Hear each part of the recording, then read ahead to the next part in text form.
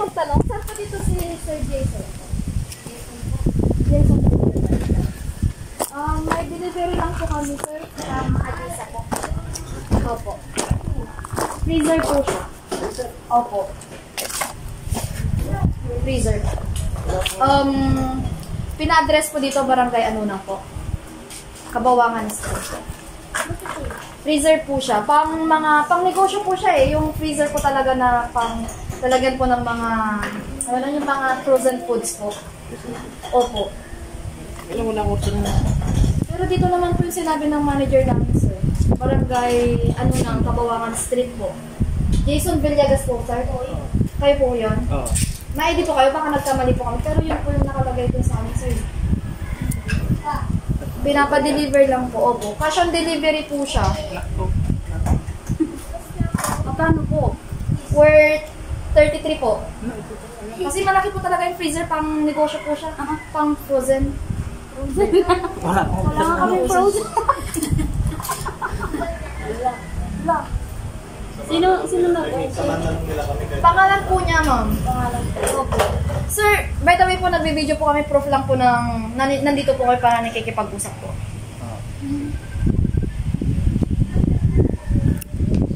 Kahit dalawa na lang magbubuhat. Samahan na lang wala. Yan po kasi yung sabi sir. Dito po, barangay. Dito din po yung contract kasi na bahay po. Barangay, ano lang. Gusto niyo tignan, sir? Kasi, yung video po, proof po namin na, pinakita po namin sa inyo. Wala. Worth 33 po yun, sir. Kasi pag hindi po namin na-deliver yun, sir, sa amin po i-charge. Sa office po namin. 33 po. Kunin mo na, sir. Pwede yung pang-negosyo. Panglagyan ko ng mga frozen foods, mga kami-kami po lang. What po? Nakapangalan po sa inyo. Paano niyo po ba si Ma'am Marites Salinas po? Asawa ko po. Siya po yung nag-order po. Tapos sabi ko, deliver po. Kahit down payment po. Half payment po siya. Nakakausap niyo po ba siya, sir? Baka pwede niyo siyang tawagan po.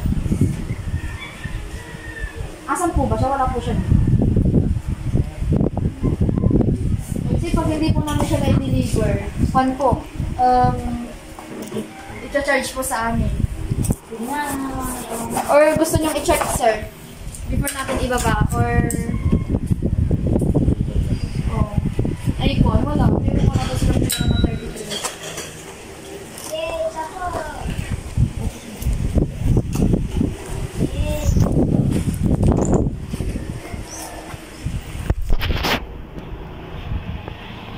I-ano nyo muna, sir?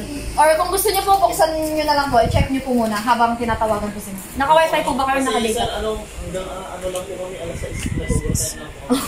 Nawala po kami sa Mustabi, nag-ganon-ganon yung daan dyan. Ambalangan dalin. Mapadpad po kami doon. Hindi po namin mahanap. Tapos ano, sir, may fill up naman po. Opo. Yun na lang po. Okay. Pero kung pa naman po, pwede naman itong mag-down. Sabi po kasi si Odi.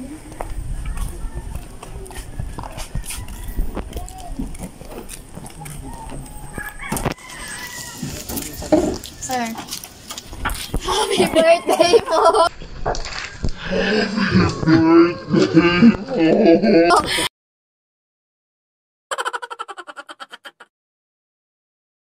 Happy birthday! Happy birthday po!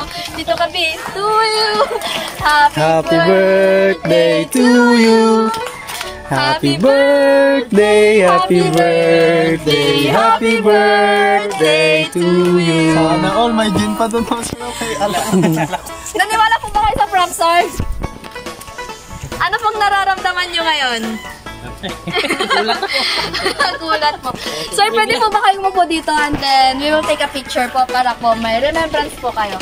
Happy birthday po ulit, sir.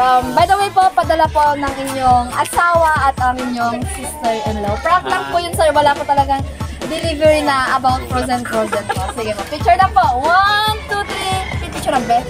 1, 2, 3. Sama po. 1, 2, 3. Pwede niyo po ba siyang samahan? Prank si sir.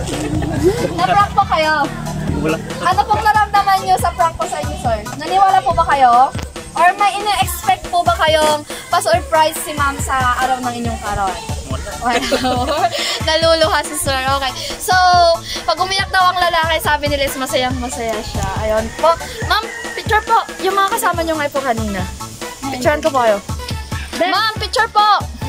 Para po may remember.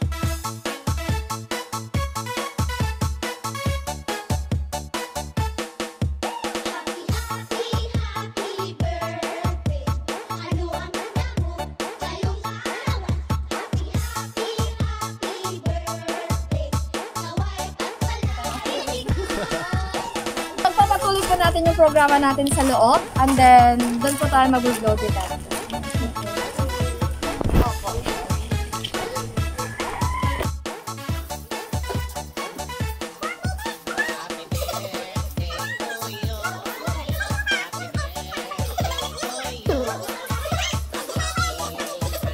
Okay, so ipagpapatuloy po natin yung part 2 po ng ating programa. Kanina po, nung pagbukas natin ng sasakyan is na-reveal na po kung sino po yung nagpa-surprise, which is si Ma'am Marites Salinas, OFW, ang inyong asawa po OFW all the way from Taiwan, and si Ma'am Melissa and Michelle na inyo pong sister-in-law. So, pwede ko po ba kayong tanungin, sir, kung ano po yung naramdaman ninyo kanina or na-prank po ba kayo sa pakulo namin before po namin kayo surprise or hindi po? Nagulat talaga ako dun sa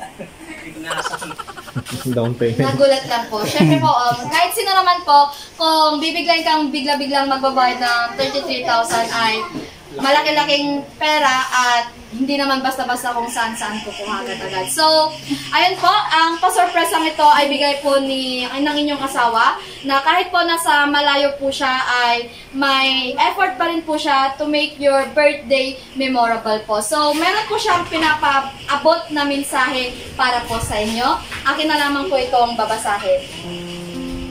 Happy birthday, mahal! First of all, I hope you like this birthday surprise that we give it to you. Soon, we will be together again. My birthday message to you. First, I just want to say thank you for being a good man and understanding husband like you. Today, your day greetings message can express how much I love you. Today is your special day. I wish you a lifetime of smile, happiness, and love. I pray to God to give you a long life and good health.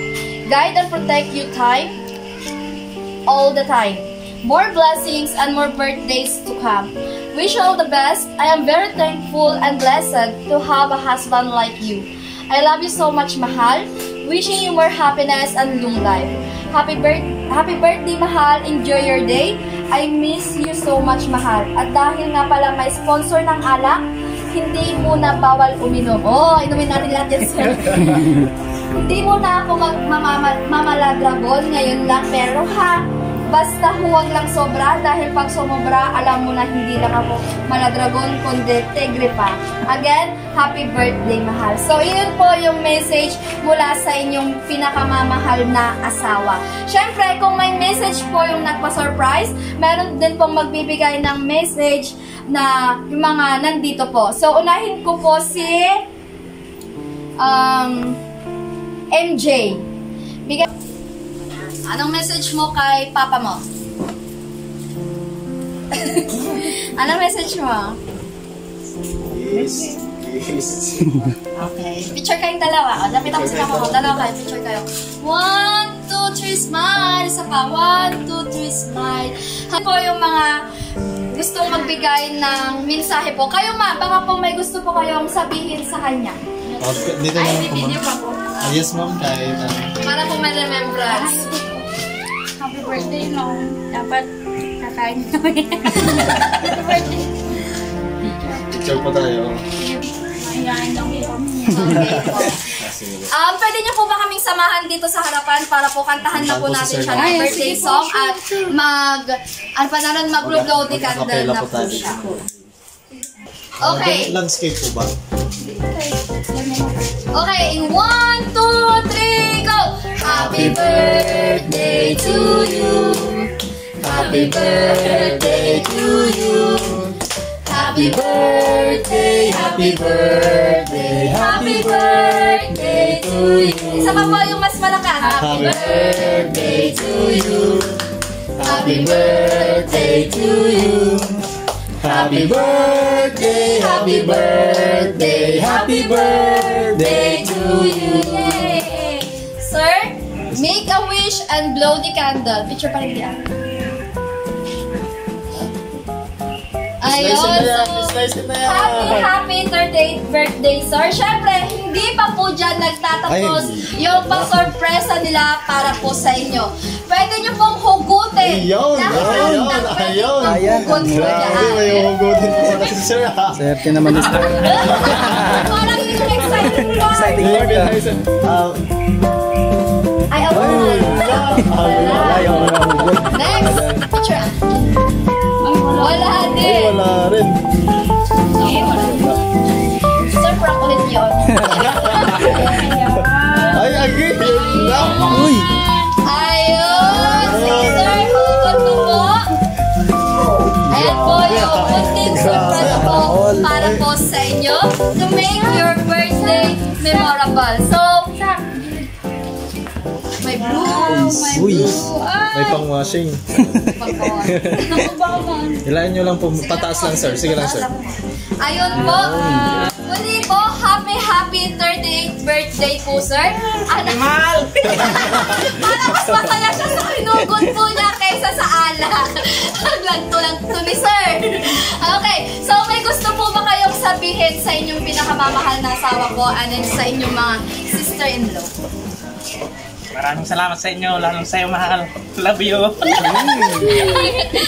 So, kitang-kita naman po sa labi at mukha ni sir na na-surprise at masayang-masaya po siya sa munting sorpresa po na pinarating po natin sa kanya. So, on behalf of Surprise Mo Deliver Co and Catering Services from Ma'am Maylin Palabay, pwede po kayong mag-message sa aming Facebook page, Surprise Mo Deliver Co. Kung gusto niyo po ng mga sample videos and pictures po ng mga packages po namin ng catering at the same time sa surprise po, meron po sa aming page, ganun din po sa aming YouTube channel. Again, sir, on behalf of Surprise Mo Deliver Co, happy 38th birthday po. Good health po natin. Thank you po. Happy birthday po, sir. Thank you so much po. Happy birthday!